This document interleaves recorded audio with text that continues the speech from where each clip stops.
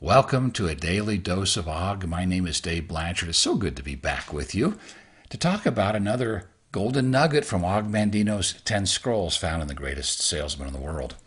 We've been talking about scroll number 7, I Will Laugh at the World. I was on the phone today with a coaching client who's working through a really traumatic situation with one of his clients, and he said, "My wife just can't figure out why I laugh." And then he began laughing, and I began laughing with him. And you could feel the tension releasing from the work that he's doing so clearly because of laughter. There's another great reason for laughter.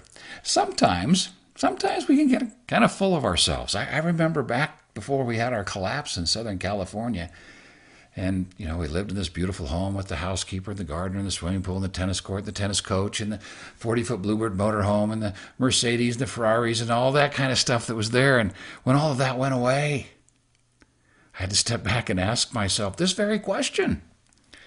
Never will I allow myself to become so important, so wise, so dignified, so powerful, that I forget how to laugh at myself and my world. I remember one day I was driving down the hill, and I got to the bottom, to the signal light, and I realized I wasn't wearing my Rolex watch, and I thought, should I go home and get it, or should I just keep going to the appointment?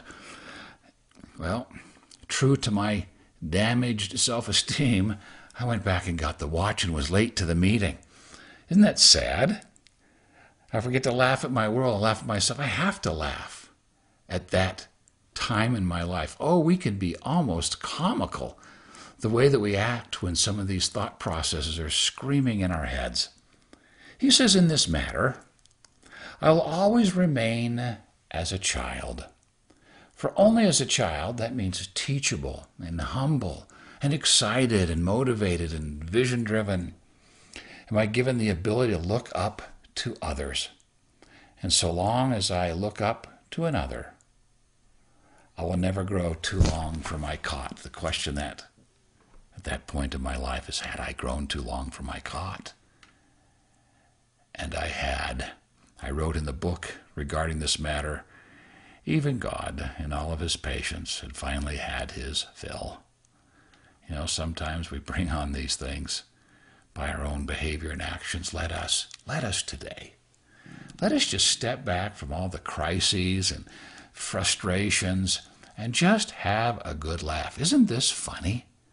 I remember the day that I was tending our grandchildren, and both of them were sick, so I stayed home with them while Ramona went to church. It was on a Sunday. One reached in his diaper and put a brown racing stripe on the couch, and another knocked over the orange juice and the popcorn, and it was just awful. And in that moment, there was only one thing to do, and that was to laugh. Let us laugh and bring our challenges into their proper perspective. Let us laugh and bring ourselves into proper perspective so that we don't grow too long for our cots. And in doing so, let us have the very best day of our life.